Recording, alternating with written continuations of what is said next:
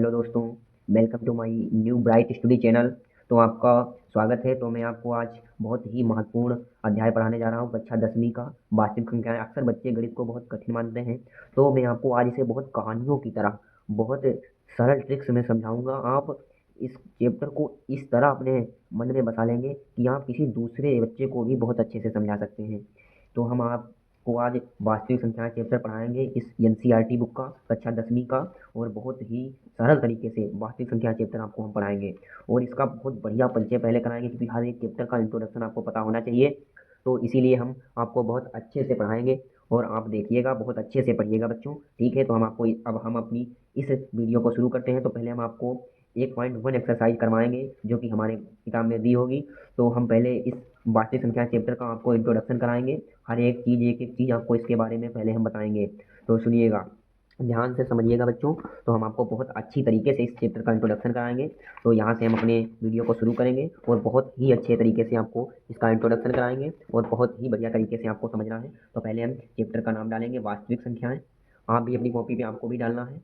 आप मेरे साथ ही लगाते रहिएगा और बहुत अच्छी तरीके से समझिएगा चैप्टर को, और हम आपको बहुत सरल शब्दों में पढ़ाएंगे। तो पहले हम इसका हेडिंग डालेंगे यहाँ पर, मुख्य परिचय। आपको सभी संख्या कौन कौन सी होती हैं उसके बारे में हम आपको आज इंट्रोडक्शन देंगे। तो पहली हमारी होती है प्राकृतिक संख्या। तो पहला नंबर हम डालेंगे। तो हम अब देखेंगे कि प्राकृतिक संख्या कौन होती है। तो पहले होती है प्राकृतिक संख्या। तो आपको यहाँ पर हेडिंग डालनी है प्राकृतिक संख्या। प्राकृतिक संख्या हमारी जी 1 से शुरू होती है। 1, 2, 3 सभी हमारी प्राकृतिक संख्या ही होती है। अब होती है हमारी प्राकृतिक संख्या होती है, फिर पूर्ण संख्या होती है। अब आप लोग जानते होंगे कि पूर्ण संख्या का क्या होती है। अगर जो भी बच्चा नहीं जानता है उसको आज पता चल जाएगा और कभी नहीं भूलेगा। पूर्ण संख्या वो होती है जिनके आगे जीरो लगा होता है, जैसे 0, 1, 2, जिसके आगे जीरो लगा होगा वो सभी पूर्ण संख्या होंगी, और इसको आप भूलेंगे नहीं और बहुत ही अच्छी तरीके से आपको मैं पढ़ाऊंगा। तो आप बहुत ध्यान से पढ़िएगा और भूलें, आपको कोई भी चीज़ मैं छोड़ूंगा नहीं इस चैप्टर में। हर एक चीज़ का आपको मैं वो पढ़ाते चलूंगा। तो आगे पूर्ण संख्या हो गई, फिर हमारी हो गई अपरिमेय संख्या। कौन हो गई? अपरिमेय संख्या। तो अब आप अपरिमेय संख्या के बारे में जानिए और बहुत ही अच्छी तरीके से समझिए। अपरिमेय संख्या होती है हमारी जिनको हम पी अपान क्यू के रूप में नहीं लिख सकते। एक बार फिर हम मन में ही दोहराते रहिए, क्योंकि भूलना नहीं चाहिए, क्योंकि हाई स्कूल में बहुत ही घुमा के क्वेश्चन पूछता है, तो आपको हर एक चीज़ पता होनी चाहिए। तो पी अपान क्यू के रूप में नहीं लिख सकते, वो हमारी क्या होती है? अपरिमेय संख्या। क्या होती है? अपरिमेय संख्या को हम पी अपान क्यू के रूप में नहीं लिख सकते हैं, वो हमारी अपरिमेय संख्या होती है। तो हम लिख सकते हैं कि अपरिमेय संख्या होती है। आज से आप भूलेंगे तो नहीं, कमेंट में बताइएगा हर एक चीज़ मुझे। जो भी चीज़ आपको समझ में नहीं आ रही वो हमें इस चैनल पर कमेंट में बताइएगा। और हमारे चैनल का नाम आप लोग जानते ही होंगे, क्या है? Bright study. Bright study. आप मुझे हर एक कमेंट में बताइए, जो चीज़ आपको समझ में नहीं आ रही मुझे कमेंट करके, डिस्क्रिप्शन में लिंक दी है हर एक चीज़, फ़ोन नंबर भी लगा है, कॉल कर सकते हैं, हर एक चीज़ बता सकता हूँ मैं। बस आप इस साल 2027 में आप मुझसे जुड़ के देखिए, मैथ में 100 ना दिलाऊँ, तब बताना मैं मैथ पढ़ाना छोड़ दूंगा और बहुत अच्छी तरीके से पढ़ाऊंगा आपको। चलो हम अब आगे बढ़ते हैं, आगे वीडियो को शुरू करते हैं। बस आप मेरा साथ दीजिए, आपको मैं कहाँ तक ले जाता हूँ। ब्राइट स्टडी बच्चों का भरोसेमंद चैनल है, आप एक बार इसका साथ दीजिए, फिर देखिए आपको मैं कहाँ से कहाँ और आगे लेकर चल के चलता हूँ। तो अब हम बात करेंगे परिमेय संख्या की। इसकी परिमेय संख्या की। अब परिमेय संख्या क्या होती है, ये आपको जिस बच्चे को पता हो वो मुझे कमेंट में बताओ, जिसको नहीं पता होगा उसको मैं अभी बताऊंगा, और वो भी बच्चा कभी नहीं भूलेगा। जो बच्चे जानते हैं आज से, वो बच्चे जो जानते नहीं वो भी नहीं भूलेंगे। तो परिमेय संख्या वो होती है जिनको हम पी अपान क्यू के रूप में लिख सकते हैं। पी अपान क्यू के रूप में लिख सकते हैं। पी अपान क्यू के रूप में लिख सकते हैं। पी अपान क्यू के रूप में लिख सकते हैं। तो हम हमारी परिमेय संख्या कौन होती है जिनको हम पी अपान क्यू के रूप में लिख सकते हैं, और आपको ध्यान देना है, बहुत अच्छी तरीके से समझना है इसे। जिनको हम पी अपान क्यू के रूप में लिख सकते हैं वो हमारी परिमेय संख्या होती है। क्या होती है? परिमेय संख्या होती है। तो बहुत ही अच्छी तरीके से आप समझिए मेरी बात को, वो हमारी परिमेय संख्या होती है। अब हम बात करेंगे अपने जिस चैप्टर पे मेरा जिस संख्या पे नाम रखा उस संख्या की। क्या होती है? वास्तविक संख्याएं। तो वास्तविक संख्या है, आपको पता है? अगर जिस बच्चे को पता है तो वो कमेंट में बताए मुझे, वास्तविक संख्या क्या होती है, बताओ जल्दी बताओ, वास्तविक संख्या क्या होती है बताओ, फिर हम आपको बताएं। बताओ वास्तविक। तो हमारी, अब हम वास्तविक संख्या बता रहे हैं, आप लोग कमेंट में बताइएगा जल्दी से। तो हमने जितनी संख्याएं, और हमारी अपरिमेय संख्या मैं आपको बता भी देता हूँ कौन होती है, जैसे √2, √3, ऐसे ऐसे ऐसे ही परिमेय संख्या अपरिमेय होती है। और हमारी परिमेय कैसे होंगी? ऐसे दी होंगी, इसका स्क्वायर करके हम 3 लिख सकते हैं, ऐसे दी होंगी। ऐसे हमारी परिमेय संख्याएं होती हैं, इनको आप समझ सकते हैं। और हमने ये जितनी सभी संख्या लिखी हैं, ये सभी हमारी वास्तविक संख्याएं हैं। ऑल नंबर्स, ये हमारी सभी वास्तविक संख्याएं हैं जितनी दी हैं। वास्तविक संख्या आप समझ सकते हैं, इसको इंग्लिश में कहते हैं रियल नंबर। कोई भी इंग्लिश मीडियम का बच्चा वो भी पढ़ सकता है, मैं हर एक चीज़ इंग्लिश में बताऊंगा। इसे बोलते हैं रेशनल, परिमेय संख्या को बोलते हैं रेशनल नंबर, इसे कहते हैं इरेशनल नंबर। और प्राकृतिक संख्या कहते हैं नेचुरल नंबर, पूर्ण संख्या को होल नंबर। हम आपको एक एक चीज़ इंग्लिश में भी बताएंगे, हिंदी में भी बताएंगे। आप मुझे, अगर कोई भी बच्चा इंग्लिश मीडियम का है वो भी पढ़ सकता है, हर एक चीज़ इस चैनल पे बताई जाएगी। आप अपने दोस्त को भी इस चीज़ का शेयर कीजिए। ये नहीं है कि आप ये बताएँ कि वो मुझसे ज़्यादा ज़्यादा जान जाएगा, मुझसे ज़्यादा नॉलेज हो जाएगा, ये मत सोचिए, किसी का बुरा मत सोचिए। अगर आप किसी का भला सोच रहे हैं, तो ऊपर वाला भी आपका भला सोचेगा और आपका नॉलेज बढ़ेगा। किसी को बताने से हमारा नॉलेज बढ़ता है, कम नहीं होता है। तो चलो अब हम अपने चैप्टर की ओर बढ़ते हैं और इस चैप्टर की ओर बढ़ते हैं और इस चैप्टर की आप इंट्रोडक्शन। तो हम पहले आपका एक्सरसाइज 1 टू एक्सरसाइज हम 1 पॉइंट शुरू करेंगे। पहली एक्सरसाइज से बिल्कुल पहली एक्सरसाइज कहाँ शुरू करेंगे? 1.1 एक्सरसाइज शुरू करेंगे। 1 एक्सरसाइज और आपको बहुत ही बढ़िया से समझाऊँगा, आप कभी नहीं भूलेंगे। अगर भूल जाएँ तो बताना मुझे कमेंट करके। तो हम आपको पहली एक्सरसाइज शुरू करेंगे और ये पहली एक्सरसाइज से शुरू करेंगे क्योंकि ये मेरी पुराना मॉडल है, तो इसमें ये हट चुकी है। जो हट गया है वो नहीं पढ़ाऊँगा, पढ़ाऊँगा वही जो हमारे हमारे जो चैप्टर में है, हम जो इस साल 2027 में आएगा, हम आपको वही पढ़ाएँगे और कोई चीज़ नहीं पढ़ाएँगे। तो आप देखिए, ये हमारा 1.2 यहाँ से ही शुरू हुई है आपकी, क्योंकि यहाँ से ही आपका शुरू हुआ है और पहली प्रश्नावली हट गई है। तो हम आपको पहला सब्जेक्ट पढ़ाएँगे ये वाला। तो आप इसे ध्यान से देखिए कि हम क्या बता रहे हैं और समझिए और बहुत ही सही तरीके से आप समझिएगा इसका, क्योंकि यही यही अक्सर पूछता है बोर्ड में। तो आप बहुत अच्छे तरीके से समझिए इसको और बहुत ही अच्छे तरीके से समझना। अब हम आपको शुरू करेंगे यहाँ से। पूरी चीज़ आप समझिए, एक बिल्कुल फ्लो चार्ट में समझाऊँगा। तो इसमें क्या पूछ रहा है? आभाज्य गुणनखंड। आभाज्य गुणनखंड जानते हो? ये देखो यहाँ पर आभाज्य गुणनखंड वो होता है, जैसे 8 का आप समझ रहे हैं 2 क्यूब, ऊपर क्यूब लगाना, यही आभाज्य गुणनखंड होता है। चलो हम आपको एक सवाल लगा के बताते हैं और आप बहुत ही बढ़िया तरीके से समझना, ओके? चलो अब हम बताते हैं आपको इसी सवाल का पूरा सॉल्यूशन बहुत ही अच्छी तरीके से। तो हम आपको कॉपी भी दिखाएँगे और सब दिखाएँगे, क्योंकि हमने सवाल पढ़ चुका हूँ और आप बहुत अच्छी तरीके से देखना और एक-एक सवाल में हम बताएँगे आपको, बस आप मेरा साथ दीजिए मेरे चैनल का। तो यहाँ पर कह रहा है आभाज्य, पहले 140 है, तो हम यहाँ पर इसको हम साइड में रख देंगे और आपको हम सीधे सवाल लगवाएँगे, ओके? इसको साइड में रख देंगे। अब सीधे आपको सवाल लगवाना शुरू करेंगे एक-एक सम, क्योंकि हम ज़्यादा टाइम नहीं लेंगे आपका, क्योंकि टाइम बहुत ही इम्पोर्टेंट है लाइफ में, ओके? तो हम पहले आपका वो वार्षिक संख्या पहला 140 था, हमने देखा इसका हमें आभाज्य गुणनखंड निकालना है। क्या निकालना है? आभाज्य गुणनखंड। अब हम इसका गुणनखंड करेंगे और गुणनखंड जिसको नहीं आता है वो भी याद से भूलिएगा नहीं। एक-एक चीज़ कवर करता चलूँगा। आपकी हर एक चीज़ इस चैप्टर में, मैथ इतनी मजबूत हो जाएगी, इस चैप्टर को पढ़ के आपका भी मन करेगा कि हाँ, अब हम भी मैथ लेंगे। कुछ दिनों बाद इंटर की भी मैथ लॉन्चिंग होने जा रही है इस चैनल पर और मैं इंटरमीडिएट की भी मैथ पढ़ाऊँगा इस पर। और आप अपने दोस्तों को शेयर कीजिए इस वीडियो की कि आज कुछ दिनों बाद हम आपको कुछ अच्छा सा देंगे और आपको अभी नहीं बताएँगे, उसका आपको हम सरप्राइज़ देंगे। तो आप अपने दोस्तों के लिए इसको अपने मोबाइल में सेव कर लीजिए, उसके बाद शेयर कर दीजिए कि कुछ दिनों बाद इस पर इंटर की भी मैथ लॉन्चिंग होने जा रही है। चलो अब हम इसका गुणनखंड करेंगे। तो गुणनखंड पहले इसके अंत में जिस संख्या के अंत में 0, 2, 4, 6, 8 है, उसको 2 से ही काटना है। तो पहले हम इसको 2 से, 2 सती 14, 0 उतार लिया, क्योंकि इसका कोई वैल्यू नहीं है, तो हम सीधे उतारेंगे, फिर 2 से काटेंगे क्योंकि अंत में 0 है, तो यहाँ पर हमने 0 लगाया। फिर इसको हम काटेंगे। अब ये देखो 2 से कट नहीं सकता क्योंकि इसके लास्ट में 5 आ गया है, तो अब ये 5 से ही कटेगा। तो 5 सतों पहले, अब 7 आ गया, इसको कम। अब हमारे गुणनखंड क्या आ गए? 2 गुणे 2 गुणे 5 गुणे 7। अब इसको क्या कह रहा है? अभाज्य गुणनखंड में लिखना है, तो हम यहाँ पर लिखेंगे अभाज्य गुणनखंड। इसी तरीके से आपको लगाना हो, इसी तरीके से बोर्ड में लगा के आना है, क्योंकि मैं भी बोर्ड दे चुका हूँ, मैंने इसी तरीके से ही लगाया था, बहुत अच्छे मार्क भी आए थे। आपको भी अच्छे मार्क लाने हैं। तो यहाँ पर हमने दो बार है, तो इसका हम ऊपर स्क्वायर लगा देंगे, तो 2 बार हो गया और ये 5 गुणे 7, क्योंकि ये सिंगल बार, देखो यही अभाज्य गुणनखंड है। इसी तरह ही हम अगले सवाल को करेंगे। अभाज्य गुणनखंड इसी को कहते हैं, अभाज्य गुणनखंड। चलो अब अगला देखते हैं। अगला क्या है आप देख सकते हैं यहाँ पर। अगला हमारा क्या है, यहाँ पर पूछ रहा है अगला। अगला देखिए, अगला आपको समझ में आ रहा होगा क्या दिया है? 196। तो इसी तरीके से आपको समझना है यहाँ पर। और ये 196 दिया है आपको। 196 देना मतलब ये बात नहीं है कि आप कर नहीं सकते, हर एक चीज़ हर एक बच्चा कर सकता है। ऐसा नहीं है कि कोई कर नहीं सकता, बस आपको ध्यान से पढ़ने की ज़रूरत होती है। अब हम 156 का निकालेंगे बहुत ही अच्छी तरीके से। हम आपको इसका निकलवाएंगे, फिर इन 3 को आपको हम होमवर्क में देंगे, क्योंकि ये ईजी है, इनमें कुछ काटना नहीं है, इनको डायरेक्ट काटना है। फिर आपको हम अगले सवाल की ओर बढ़ेंगे। तो इसको हम रखते हैं साइड में। अब हम किसका, आपने भी देखा होगा, हम 156 का निकालेंगे अभाज्य गुणनखंड। 156 का, 156। अब 156 की हम साइड में गुणनखंड करेंगे, तो 156। आप भी ऐसे ही साइड में कॉपी के करना, क्योंकि अगर आप मन में करोगे तो कुछ भी मिस्टेक हो सकती है। मैथ है भाई, इसकी कोई कुछ कहा नहीं जा सकता। तो हम अब आपको इसके गुणनखंड 156 के निकलवाएंगे और बहुत ही अच्छी तरीके से आपको समझना है। तो इसके पीछे 6 है, मैंने बताया था कि अगर 0, 2, 4, 6, 8 जिसके भी अंत में है उसको हम 2 से काटेंगे। तो 2 सती 14, 2 अठी 16, क्योंकि 1 बचा 16 हो गया। अब 2 3 6, 2 3 1 बचा, फिर 2 9 18। अब इसके अंत में 9 आ गया, यानी इसको जोड़ लेंगे। 3 से कौन कौन संख्या कटेंगी उसकी मैं ट्रिक बता रहा हूँ। जो भी संख्या जितनी भी लंबी होगी उनको हम ऐड करेंगे, और अगर 9 3 12 यानी 3 से कट रही है, ऐड करने पर 3 से कट रही होगा तो समझ लो कि 3 से कटेगी। तो 3 एकम 3 और 3 3 9, 13 बचा। 13 तो भैया आभाज्य संख्या एक किसी से नहीं कट सकती, तो हम यहाँ पर 13 एकम 13 करेंगे। अब इसके हम यहाँ पर लिख लेंगे 2 गुणे 2 गुणे 3 गुणे 13। अब इसको हम अभाज्य गुणनखंड में लिखेंगे, क्योंकि जो सवाल पूछ रहा है उसकी पूरी एक एक शब्द तुम्हें लिखना है। इससे बहुत अच्छे नंबर मिलते हैं, क्योंकि अक्सर बच्चे ये लिखते नहीं है, तो वो लगा कहते हैं कि मैं लगा सवाल था पर मेरे मार्क नहीं आए, इसीलिए उनके मार्क नहीं आते हैं, क्योंकि हर एक रूल को आपको अपनाना पड़ेगा, क्योंकि बोर्ड पेपर में देता है, बच्चे 15 मिनट पढ़ने के लिए मिलते हैं, पढ़ते नहीं हैं। ध्यान से पेपर को पढ़ो तब देखो। चलो अब हम आगे की ओर बढ़ते हैं। अब आपको ये करना है दो। अब यहाँ इनके लिए हम तीनों सवाल आपको होमवर्क में दे रहे हैं और ये आप होमवर्क में कर लीजिएगा। और हम अगले सवाल की ओर बढ़ते हैं। पूर्णांकों के निम्नलिखित युग्मों के एचसीएफ और एलसीएम ज्ञात कीजिए तथा इसकी जांच कीजिए। जांच कीजिए कि इनका गुणनफल, इनके एचसीएफ और एलसीएम जो निकले उसके बराबर है कि नहीं, वो हमें सिद्ध करना है। चलो मेरा पहला सवाल क्या है, 26 और 91।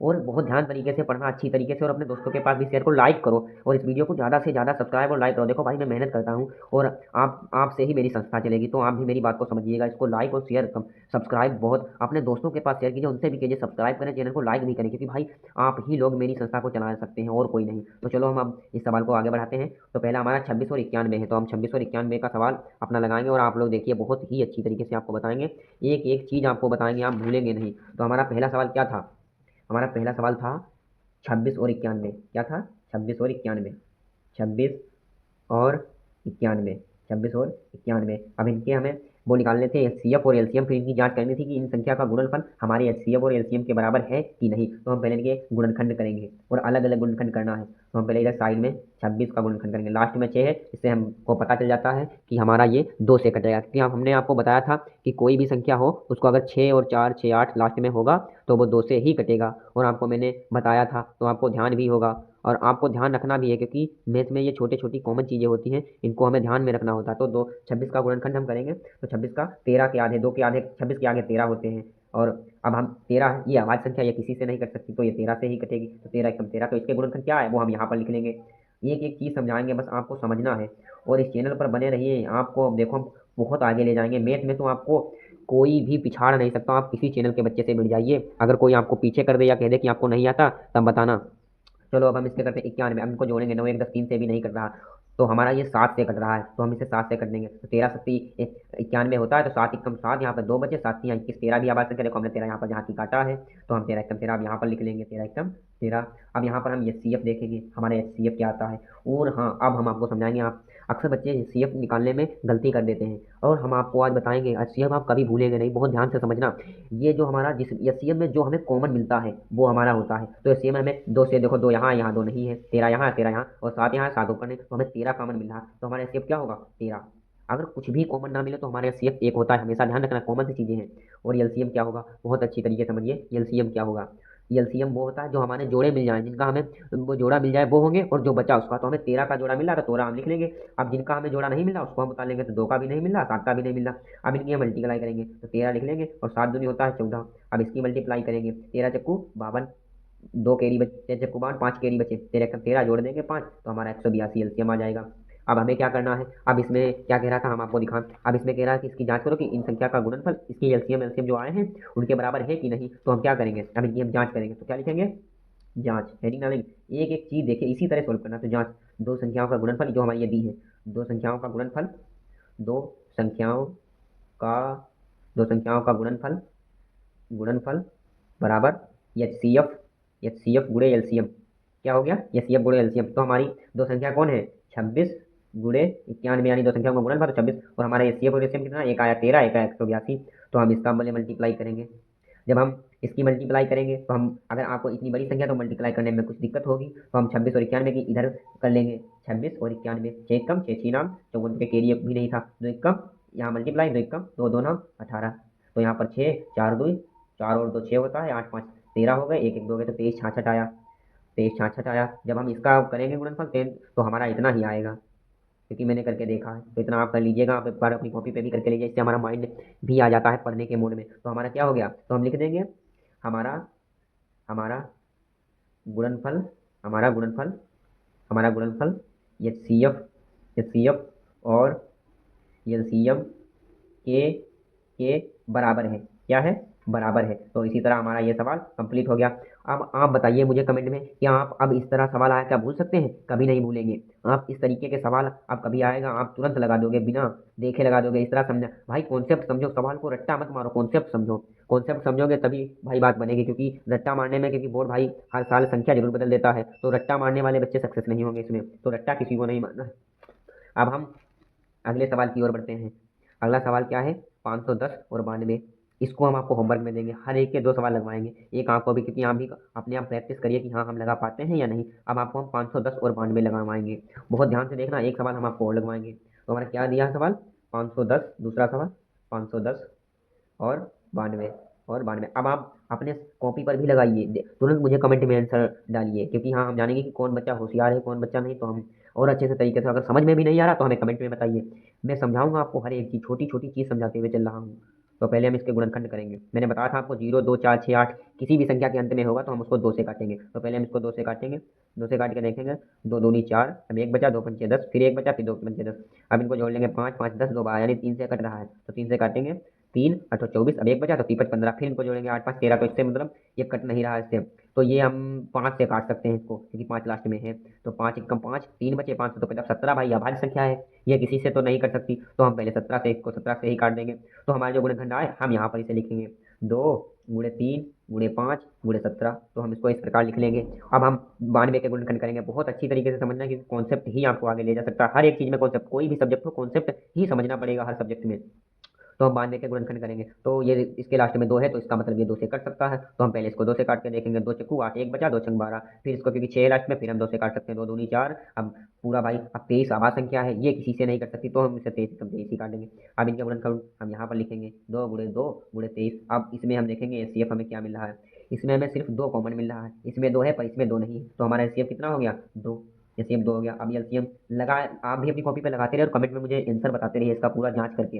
अब यहाँ पर एलसीएम हमें 2 कॉमन मिल रहा है, तो पहले हम यही लिख लेंगे, 2 कॉमन मिल गया। अब इसमें क्या बचा वो हम सब लिख लेंगे, 3 गुणे 5 गुणे 17। अब इसमें 2 ये कॉमन हो गए, 2 गुणे 23 बचा था, तो हम इसको लिख लेंगे 2 गुणे 23। अब इसकी मल्टीप्लाई करेंगे, 2 तियाँ 6 पंचे 30, तो 30 इंटू 17 और 23 दूना 46। अब इतना हो गया। अब इनको हम इसको कर लेंगे, क्योंकि टुकड़ों टुकड़ों में गुणा मल्टीप्लाई करोगे तो गलती नहीं होगी। तो 17 का 0 से करेंगे, 0 17 दिया 51, यानी 500, 17 दिया 51, 510 आएगा। अब इसकी मल्टीप्लाई करेंगे। अब इसकी मल्टीप्लाई तुम ऐसे नहीं कर सकते, तो पहले आप इधर साइड में कर सकते हैं। तो 510 लिखो और 46 लिखो। तो 0, इसकी 0, 6 कम 6, 6 पंचे 30, ये भी 6 कम 6 ही है। अब मल्टीप्लाई लगाए, 4 4 पंचे 20। तो यहाँ पर क्या आया, 0 6 4 3 और 2, क्या ना हमारे 23 460 आया।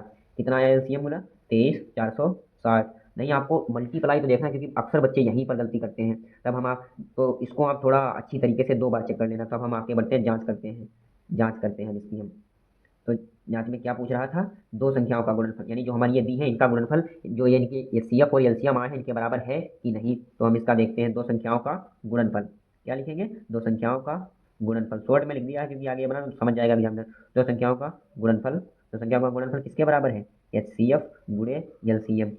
तो हमारी 2 संख्या कौन है? 510 और 92। तो हम पहले लिखेंगे 510 इंटू 92। अब हमारा एलसीएम कितना है? 2। अब 23 और 460 हमारा एलसीएम है। तो हमारा इसको पहले गुणा कर लो, 2 छंग 12, 2 चक्कू 8 है, 9 2 तियाँ 6, 2 दूनी 4। तो हमारा इतना आया, 4 6 92। तो हमारा समझ जाओ इतना ही ये भी आएगा। तो मल्टीप्लाई आप करके ले लीजिए, इतना ही आएगा, क्योंकि मैंने करके देखी है। तो 2 छंग 12, 2 चक्कू 8 1 9, 2 तियाँ 6, 2 दूनी 4, इतना ही आएगा। तो हम वही प्रोसीजर जहाँ पर पिछले सवाल में लिखा था वही लिखेंगे। तो लिखेंगे कि गुणनफल हमारा गुणनफल इसी प्रकार आपको देखना है और बहुत अच्छे से समझना है। तो हमारा गुणनफल बराबर एच सी एफ गुणे एल सी एम के बराबर है। किसके बराबर है? एल सी एम और एस के बराबर है। तो यही हमारा आंसर हो गया। अगर आप इसी तरीके से इसी तरह अच्छा अच्छा लिख के आते हैं बोर्ड में, तो आपको पूरे में पूरे नंबर मिलेंगे, एक भी नंबर आपका नहीं कटेगा। तो हमने आपके यहाँ से 2 सवाल 2 पूरे करवा दिए, और आपका तीसरा जो है वो आपको मैं होमवर्क में दे रहा हूँ, तो आप ये नोट कर लीजिएगा। 336 और 54 तो हमने 2 तक करा दिया, अब हम तीसरे की ओर बढ़ेंगे। ये अपना एक होमवर्क में, क्योंकि अपने आप भी प्रैक्टिस करते रहिए। इसमें मैंने 3 होमवर्क में दिया, क्योंकि इसमें कुछ है नहीं, लगाने को सरल है, इसको लगा लीजिएगा। और इसमें हमने आपको एक ही दिया है, क्योंकि हम एक को ही प्रैक्टिस करें। अब क्या पूछ रहा है तीसरे में? अभाज्य गुणनखंड विधि द्वारा निम्नलिखित पूर्णांकों के एचसीएफ और एलसीएम ही ज्ञात करना है। ये भी इजी है, इसका मैं आपको एक सवाल लगवा दे रहा हूँ। ये 2 आपको हम होमवर्क में देंगे। तो पहला सवाल क्या है? 12 15 और 21, यानी इसके हमें अभाज्य गुणनखंड विधि द्वारा एचसीएफ और एलसीएम ज्ञात करना है। तो 12 15 और 21 मेरा हमारा पहला सवाल है। तो हम अपनी कॉपी में लिखेंगे, क्या था? 12 15 और 21, इसका हम आपको एलसीएम और एचसीएफ दोनों निकलवाएंगे। तो हम पहले यहाँ पर 12 लिख लेंगे, 15 लिख लेंगे और 21 लिख लेंगे, हमारे एचसीएफ और एलसीएम निकालने। तो ये छोटी संख्या, इनको तो हम ऐसे ही लिख सकते हैं, वो प्रोसीजर, ये गुणनखंड वाला प्रोसीजर हमें नहीं अपनाना पड़ेगा। अगर नहीं आप इसके गुणनखंड नहीं कर सकते हैं, तो आपको उसी तरीके से कर सकते हैं। तो 2 दूनी 4 या 12, 2 दूनी 4 या 12, इसके तो जानते हैं 3 गुणे 5 ही होंगे, क्योंकि आभाज्य संख्या है, और इसके भी आभाज्य संख्या के 3 गुणे 7। अब हमें क्या निकालना था? एचसीएफ और एलसीएम।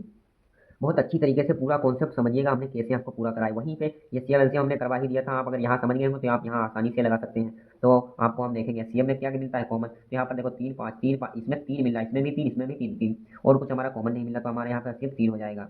अब एलसीएम निकालने का क्या प्रोसीजर, पहले जो हमारा इन सब में कॉमन था उसको लिख लेंगे, 3 था। अब 3 के बाद पहले वाले कॉलम में 2 बचे थे, तो 2 गुणे 2, अब इसमें मेरा 3 हो गया था, कॉमन में 5 बचा था तो हमने 5 लिख लिया, इसमें हमारा 3 हो गया तो 7, तो हमारा मल्टीप्लाई करेंगे तो 3 दूना 6, 6 दूनी 12, 12 पंचे 60, तो 60 गुणे 7। अब इसकी हम करेंगे मल्टीप्लाई तो हमारा 420 आएगा। तो हमारे दोनों एचसीएफ और एलसीएम, एचसीएफ 3 आया और एलसीएम 420। अगर आप इसी तरीके से सॉल्व करेंगे तो आपको पूरे में पूरे नंबर मिलेंगे। और आप कॉन्सेप्ट समझिए, क्योंकि कॉन्सेप्ट बिना नहीं, अगर आप रट्टा मारेंगे तो इससे अगर दूसरा सवाल मिल गया तो आप उसको नहीं लगा पाओगे। तो इसी तरह आपको कॉन्सेप्ट समझना होगा, अगर कॉन्सेप्ट समझ गए तो इसी तरीके से आपका कोई भी सवाल होगा आप लगा सकते हैं। तो आपको कॉन्सेप्ट समझना बहुत ही जरूरी है। तो हमारा अगला सवाल क्या है, तो हम उस अगले सवाल की ओर बढ़ते हैं। तो ये मैंने तुम्हें दोनों होमवर्क में दे दिए हैं, तो आप इनको लगा कर एक बार कोशिश कीजिए, इसको बार बार रिवीजन कीजिए, 1 2 दिन में इसको रिवीजन कीजिए, फिर हफ्ते में कीजिए, फिर मंथली में, क्योंकि रिवीजन मैथ्स रिवीजन पे चलती है। तो हमारा अगला सवाल है चौथा, इसमें पूछ रहा है एचसीएफ हमारा इन दो संख्याओं का 9 दिया है और इन दो संख्याओं का एलसीएम निकालना होता है। अब इसका फार्मूला बहुत ही सरल है, बच्चे इसको क्या करते हैं कि जिस तरीके से यहाँ मैंने लगवाया उसी तरीके का बच्चा यहाँ अपना फार्मूला लगाता नहीं, इसका उससे भी सरल फार्मूला है। चलो अब हम बताते हैं, यानी इन संख्या का एचसीएफ कितना दिया है। अब सवाल को पहले हम देखेंगे, सवाल को देख लो, अपनी कॉपी में उतार लो। अब हम सीधे इसको लगवाना शुरू करेंगे अपनी कॉपी में, बहुत ही आसान ट्रिक बताएंगे इसकी। तुम कभी ऐसे सवाल आए उसी ट्रिक से लगाना, बहुत ही सरल लगेगा और एग्जामिनर देख के थोड़ा तो चकित हो जाएगा। चलो हम लगाते हैं हम इसको। तो हमारा क्या था सवाल, 306 और 97 एचसीएफ दिया था। इन दो संख्याओं का हमारा क्या दिया था, एचसीएफ दिया था। कितना दिया था, एचसीएफ हमारा कितना दिया था, बराबर 9। हमें इनका एलसीएम निकालना है, क्या निकालना है, एलसीएम निकालना है। अब हमारा एचसीएफ और एलसीएम इतना दिया है तो एक इस पर फार्मूला चलता है, क्या चलता है, लिखो सूत्र लिखो, बहुत इंपॉर्टेंट है, जितने मैं सूत्र बताता जाऊँ यही लिख लो, क्योंकि सूत्र से ही सवाल लगेंगे आपके सभी। तो क्या होता है, दो संख्याओं का गुणनफल, लिखते रहिए, दो संख्या नहीं, ये दो संख्याओं का जो अभी मैंने पीछे बताया जिसमें सिद्ध करने वाला था, अभी जांच में बताई थी, वही फार्मूला पूरा वही पुट होगा और बहुत ही आसान तरीके से। अगर आपने कॉन्सेप्ट समझा होगा तो हमसे पहले आप इस सवाल को लगा सकते हैं, अगर आप समझ गए होंगे। अगर नहीं समझे हैं तो आप मुझे कमेंट में बताइए, मैं आपको दोबारा समझाऊंगा, ठीक है। आपको अभी मुझे बताना है अगर समझ में आया तो आगे बढ़ते हैं। दो संख्याओं का गुणनफल, दो संख्याओं का गुणनफल अगर आपको सूत्र पता है तो तुरंत मुझे कमेंट में लिख कर भेजिए। दो संख्याओं का गुणनफल बराबर एच सी एफ गुणे एल सी एम। तो हमारी दो संख्या कौन है, 306 और 657, तो 306 इंटू 657। और हमारा एचसीएफ कितना, एचसीएफ की जगह हम एचसीएफ का मान पुट करेंगे तो 9 गुणे एलसीएम कितना है हमारा, एलसीएम हमारा कुछ नहीं क्योंकि हमें एलसीएम ही निकालना है। तब हम जब इसका पाछांतर करेंगे तो हमारा एलसीएम इधर आ जाएगा। अब ये यहाँ पर, अब इसमें बच्चे ज़्यादा कंफ्यूज होते हैं कि सर अगर ये 9 इधर मल्टीप्लाई में है तो इधर कहाँ जाएगा। अगर यहाँ पर कोई चीज़ मल्टीप्लाई में है तो वो हमेशा सामने वाली संख्या के भाग में जाएगी, बटे में जाएगी। अगर यहाँ पर ये बटे में है तो वो उसके मल्टीप्लाई में जाएगी। तो हमारा 300 इनके ये 9 हमारे इनके नीचे जाएगा, तो 306 गुणे 657 बटे 9। अब हम इससे इसको काटेंगे, देखो क्या कट रहा है, 6 3 9, हमको लगता है ये कट जाएगा।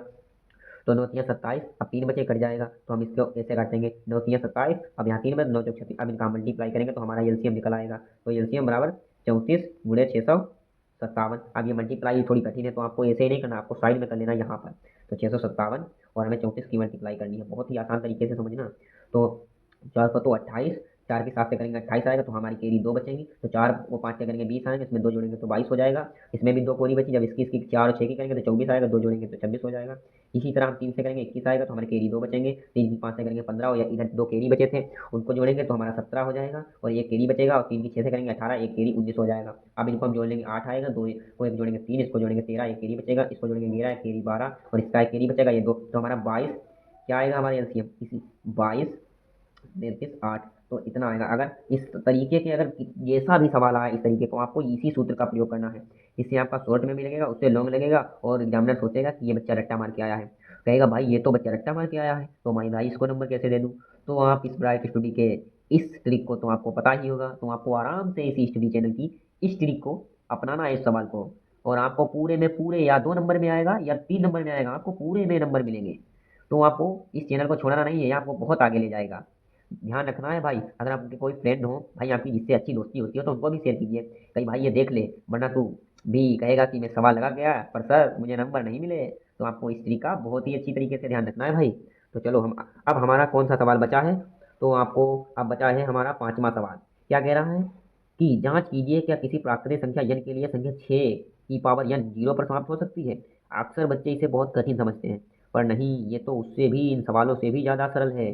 भाई चलो हम इसको बहुत ही शॉर्ट तरीके में ट्रिक के साथ इतना कॉन्सेप्ट इतना अच्छा समझाऊंगा कि आप इसको कभी नहीं भूलेंगे। आपका ये सबसे फेवरेट सवाल बन जाएगा। बस आप ध्यान देते रहें। देखिए अब बताओ, मैं लगवाऊँ आपको? तो 6 अब आपको देख चुके होंगे, आपके भी किताब होगी, देखते रहिए और सीधे हम सवाल लगवाएंगे, इसका सॉल्यूशन दिखाएंगे। तो क्या था सवाल? कि क्या क्या था कि क्या संख्या, तो हम क्या लिखेंगे? की हम लिखेंगे की संख्या, जैसा मैं लिख रहा हूँ टोटल आपको बोर्ड में इसी तरह लिखना है कि संख्या 6 की पावर n का अभाज्य अभाज्य गुणनखंड, जिस तरीके से बता रहा हूँ इसी तरीके से लिखना भाई। 6 की पावर n का अभाज्य गुणनखंड 2 गुणे 3 का पावर n, अगर हम 6 के गुणनखंड करेंगे तो 2 गुणे 3 बनेंगे। n n है जो कि जो कि जो कि इसे जो कि इसे जीरो पर, जैसा बता रहा हूँ वैसा ध्यान रखना, जो कि इसे जीरो पर समाप्त समाप्त होने के लिए, जो बता रहा हूँ भाई वही देखना, होने के लिए, समाप्त होने के लिए इसके इसके गुणनखंड में, जिस तरीके से बता रहा हूँ इसी तरीके से लिखना। ठीक है, बहुत ध्यान रखना इस चीज़ को, कॉन्सेप्ट समझो। मैं इसको समझा रहा हूँ कि ये नहीं आपको रट्टा लगवा रहा हूँ मैंने आपको। तो हम जो लिख रहे हैं उसको सिर्फ ध्यान से सुनो आपको, क्योंकि आपको जानते हैं सुनने से 80% समझ में आता है और देखने से 20%। तो आप इसको देखने के साथ साथ सुनिए और अपनी कॉपी में लिखिए, क्योंकि आपकी शॉर्ट टर्म मेमोरी में सेट हो जाएगा। ये माइंड अपनी इसको शॉर्ट टर्म मेमोरी में लगा लेगा, और आप जब इसे याद करोगे तो आपका माइंड इसके रिकॉल कर देगा, आपको पूरी पूरी जानकारी इसके माइंड में सेट हो जाएगी। तो इसके गुणनखंड जीरो पर समाप्त होने के लिए इसके गुणनखंड में पाँच पाँच आना चाहिए, पाँच आना चाहिए। इसको बच्चे अलग अलग तरीके से लगाते हैं, जिसको जैसा कॉन्सेप्ट समझा होगा उसी तरीके से बच्चा लगाएगा और पूरे नंबर मिलेंगे। और मैं इस तरीके से लगवा, अगर आपने इस तरीके से लगवाया तो आपको कोई इसमें डर नहीं होना चाहिए कि मुझे क्या 2 नंबर मिलेंगे, ऐसा नहीं सोचना होगा। तो आप बस ध्यान से सुनिए। 5 आना चाहिए, तो हमारे गुणनखंड में भैया 5 आना चाहिए, तो यह कैसे समाप्त होगा? तो 5 आना चाहिए, तो क्या लिखेंगे? तो यह संख्या तो यह संख्या तो यह तो यह संख्या 6 की पावर n जीरो अंक पर, जो बता रहा हूँ बिल्कुल लिखना, जीरो अंक पर कभी नहीं समाप्त हो सकती, कभी नहीं समाप्त, एक एक चीज़ समझिए, समाप्त हो सकती है। और इसी तरीके से समझिए आप, क्योंकि हमारी 6 की जीरो अंक पर कभी नहीं समाप्त हो सकती। क्या लिख देंगे यहाँ पर? प्रूव्ड। क्या लिख देंगे? प्रूव्ड। यही हमारा आंसर है। तो हम अब अगले सवाल की ओर बढ़ते हैं। तो हमारा अगला सवाल क्या है? 6, व्याख्या कीजिए कि 7 गुणे 13 प्लस 13 ये हमारी भाज्य संख्याएं क्यों हैं? तो हम पहले इसमें क्या करेंगे? 13 को कॉमन लेंगे, तो हम 13 को कॉमन लेंगे तो 7 11 की जगह 1 1 बचेगा, और इसमें हम 5 को कॉमन लेंगे तो हम लिख देंगे, क्योंकि यह संख्या प्राकृत संख्या है जो कि 2 से भाज्य है, इसलिए ये 2 से भाज्य है। इसमें पूछ रहा है कि ये संख्या भाज्य क्यों है, तो लिख देना क्योंकि यह एक प्राकृतिक संख्या है जिसके अंत में 0 2 4 6 8 आता है, जो 2 से भाज्य है। इस तरीके से अब आपको लिखना है, किसी खेल के मैदान के चारों ओर एक वृत्ताकार पथ है, इस मैदान का एक चक्कर लगाने में सोनिया को 18 मिनट लगते हैं, जब किसी मैदान का एक चक्कर लगाने में रवि को 12 मिनट लगते हैं। तो मान लीजिए वे दोनों एक ही स्थान से और एक ही समय चलना और एक ही दिशा में चलना प्रारंभ करते हैं, तो यह पुनः कितने समय बाद मिलेंगे? और एक बात यहाँ पर मैं समझा देता हूँ, तो आप किसी भी सवाल कोई भी इस तरीके से घुमा फिरा के बोर्ड देगा तो आप लगा सकते हैं। अगर किसी में भी बात यह आ जाए मिलने की, बार बार मिलने की बात आ जाए, उसमें हम हमेशा एलसीएम निकालते हैं, तो आप आसानी से 18 और 12 का एलसीएम निकाल लेंगे, और जो एलसीएम आएगा वही इसका समय होगा कि इतने समय बाद ये मिलेंगे। इसका आंसर मैं बता दे रहा हूँ, ये दोनों 36 मिनट बाद मिलेंगे। इनका एलसीएम जब निकालोगे तो 36 मिनट आएगा। तो आप लिख सकते हैं, अतः ये दोनों 36 मिनट बाद पुनः प्रारंभिक स्थान पर मिलेंगे जहाँ से इन्होंने दौड़ना स्टार्ट किया था। तो मैंने एलसीएम और एलसीएम निकालना आपको पहले ही बता दिया, तो आपको इसमें एलसीएम निकालना है। तो आप पीछे से देखकर रिवाइज कर इसका निकाल देंगे तो आप बहुत आसानी से। तो आप लोग बताइए कि आपको ये पूरी एक्सरसाइज कैसे समझ में आई? अगर अच्छी लगी तो मेरे वीडियो को सब्सक्राइब करें और अपने दोस्तों के पास ज़्यादा से ज़्यादा शेयर करें, और हमारे साथ ऐसे ही बने रहिए। अगर कोई दिक्कत हो तो मुझे कमेंट में या मेरे डिस्क्रिप्शन में पड़ा है आईडी नंबर, फ़ोन नंबर, उस पर मुझे कॉल कर सकते हैं। और मेरे वीडियो को सब्सक्राइब करें, हम आपके लिए ऐसे ही न्यू न्यू वीडियोज़ लाते रहेंगे। Thank you, that's all.